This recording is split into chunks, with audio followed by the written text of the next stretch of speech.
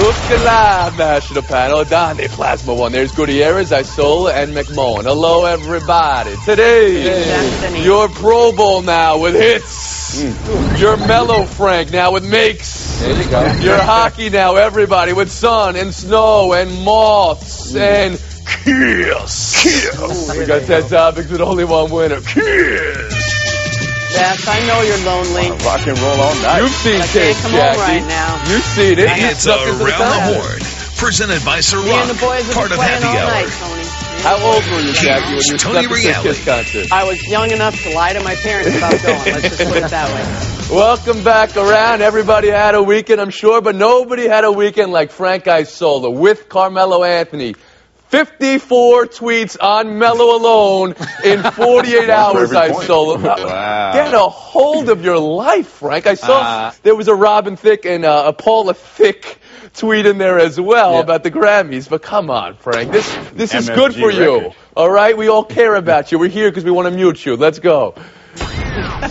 It's the first word. All right, we're starting with the Pro Bowl. At some point, NBC showed flashbacks the last couple of years, and you remember it being bad, but you can't believe how bad it really was. This year, the hits kept on coming, sacks galore, and the game came down to the last minute. So, Jackie Mack, you going to pronounce this Pro Bowl an improvement from years past?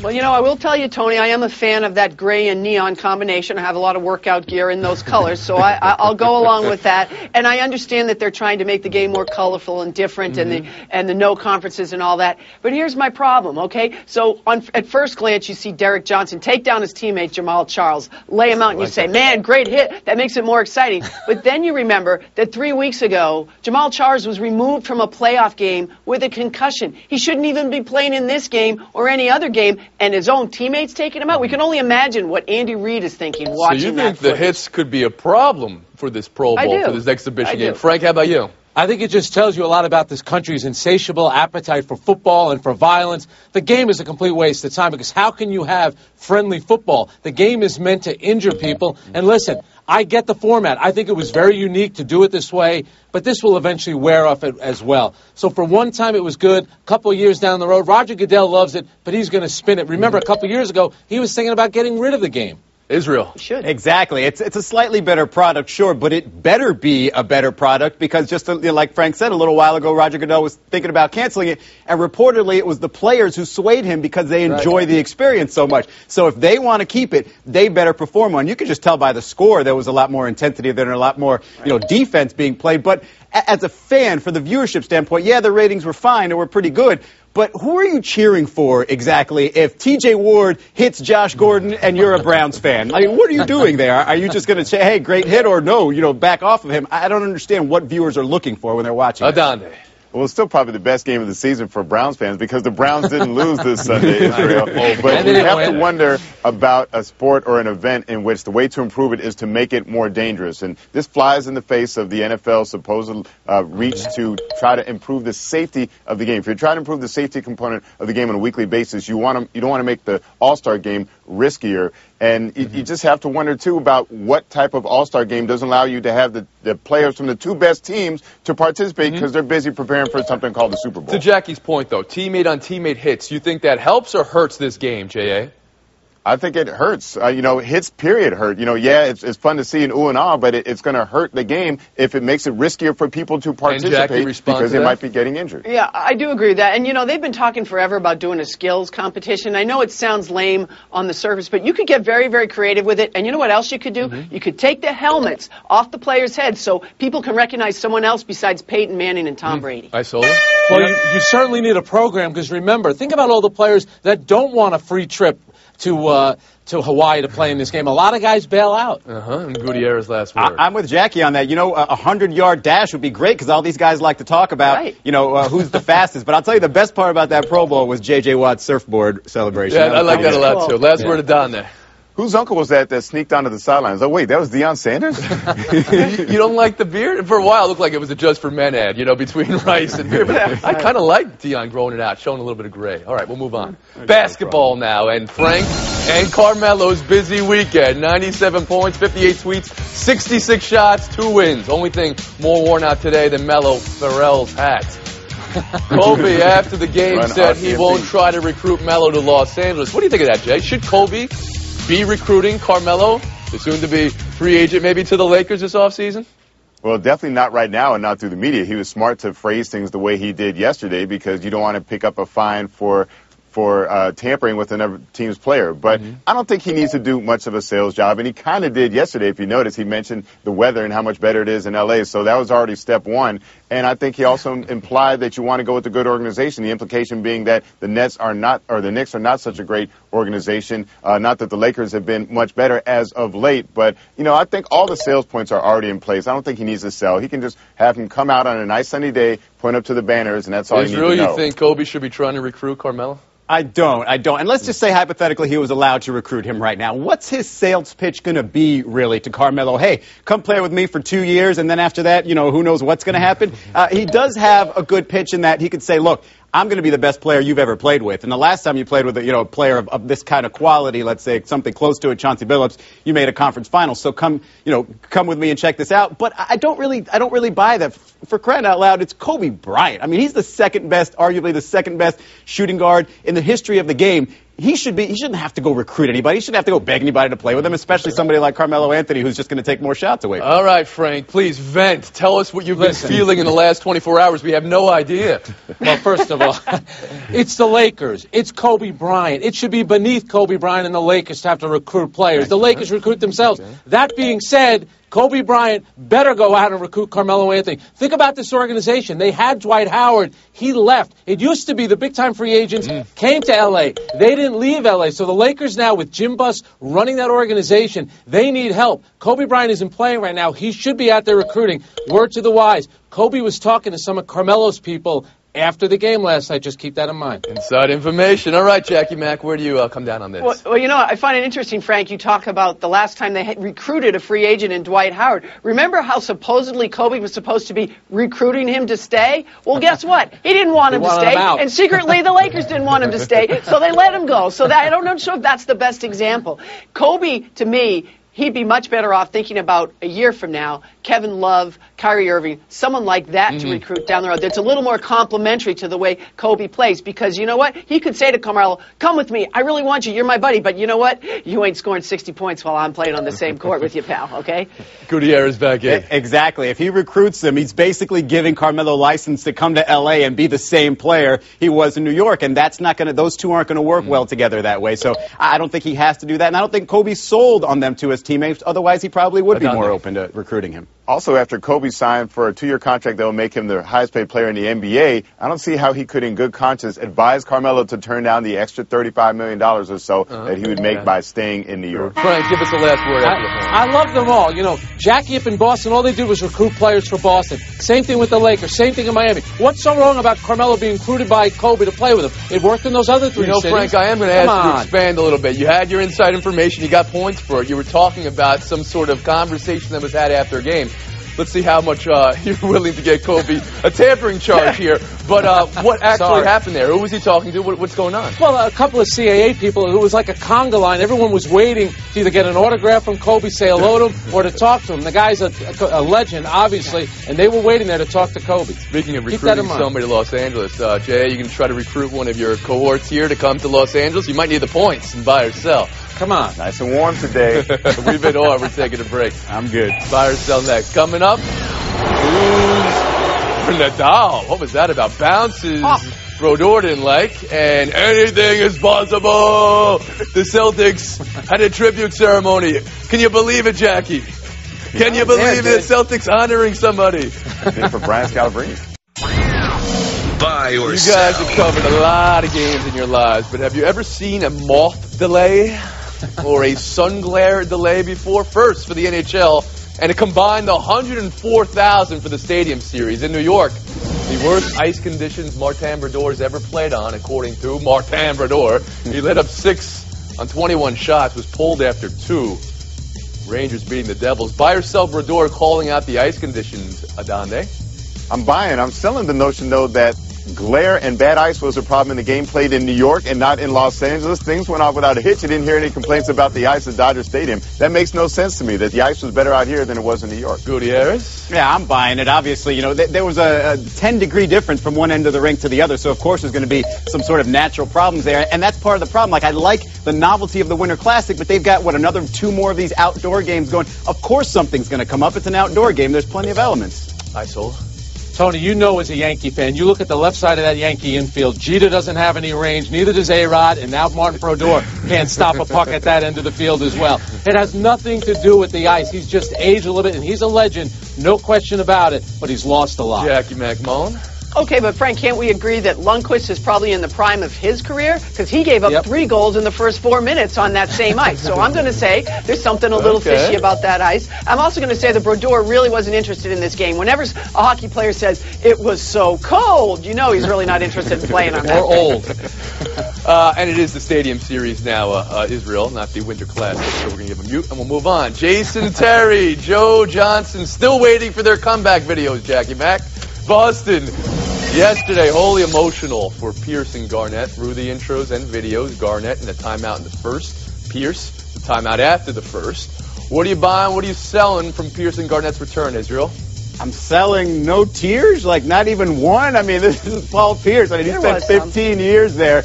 And, you know, this generation of younger fans know, you know, he's a bigger Boston Celtic than, you know, Larry Bird even. So, I mean, he scored more points than him in a Celtic uniform. But, no, I'm buying everything about it. It was a great moment. It was great for Paul and great for KG. You're lucky you said this generation of Boston Celtics fans. There'd have been another mute for Gutierrez there. Go ahead, Frank. Hey, they lead the league in banners and in video tributes. I was there when they gave one to Eddie House, if you can believe it.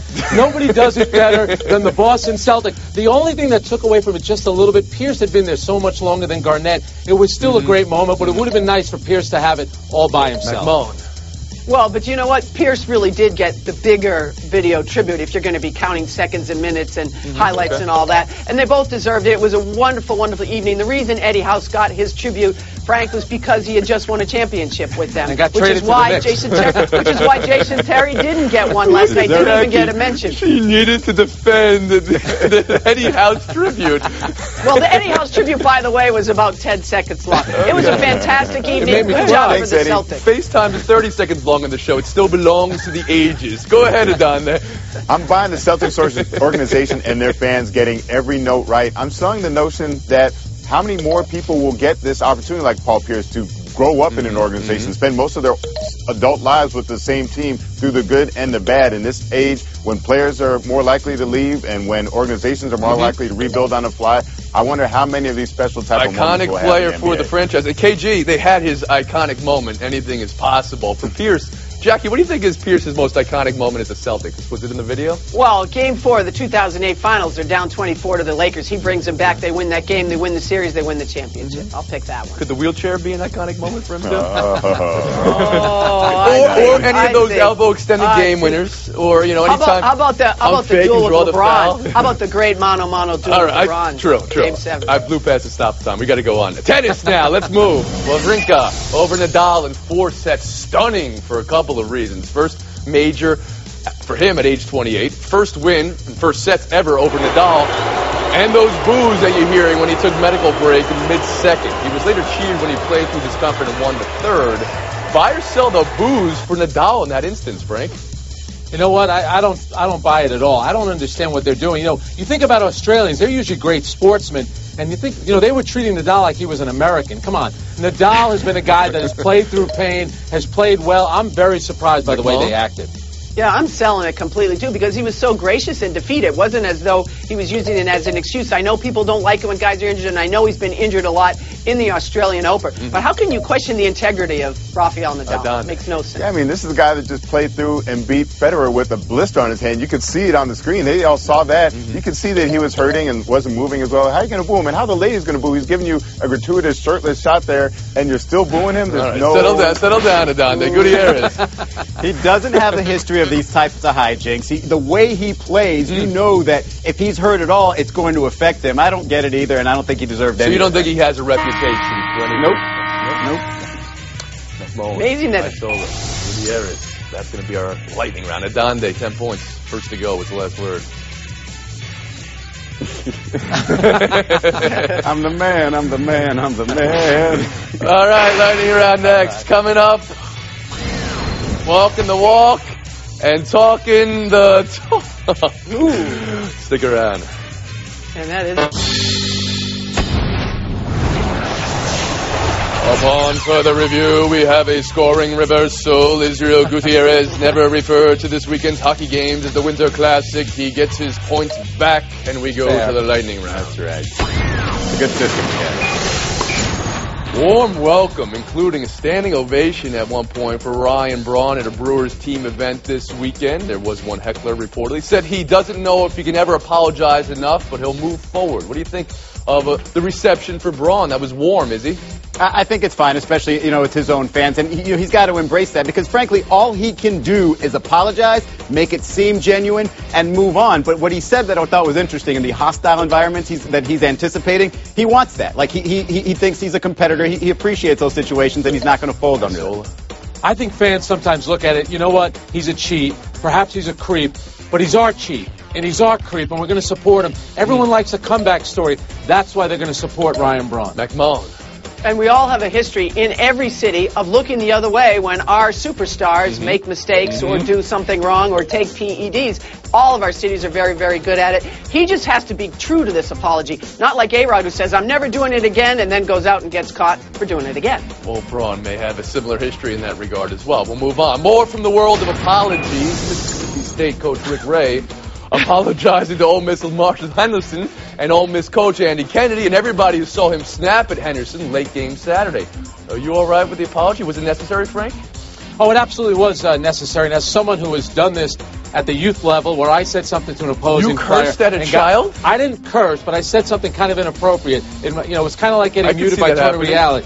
Listen, it was embarrassing. The rule is don't talk to the opposing players. You shouldn't do it. I want to hear more about this exchange, but we have Jackie. Go ahead. Yeah, sorry to disappoint you, Tony.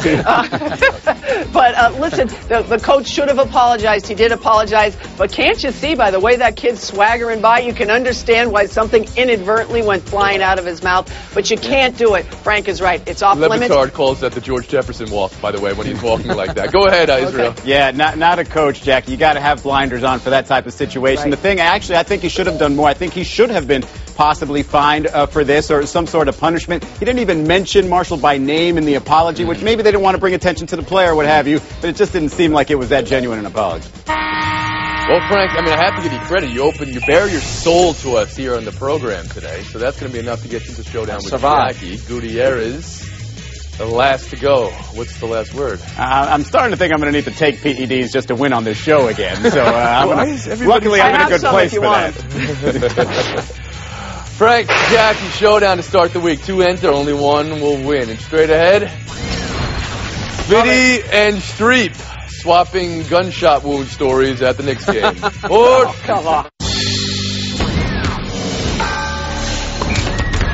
Boston versus New York. Jackie Mack, Frank Isola. 3 quick ones, then 30 seconds of FaceTime for the winner. Good luck to you both. Showdown 1, a golf tournament where the winner, Scott Stallings, credited Tiger Woods, but where Tiger Woods shot 79 and missed the secondary cut. Something or nothing, Frank? Oh, you have to absolutely be alarmed. This is a guy that is dominated at Torrey Pines. It's basically his home golf course. Did not do well. Does not look good for him heading into the Masters.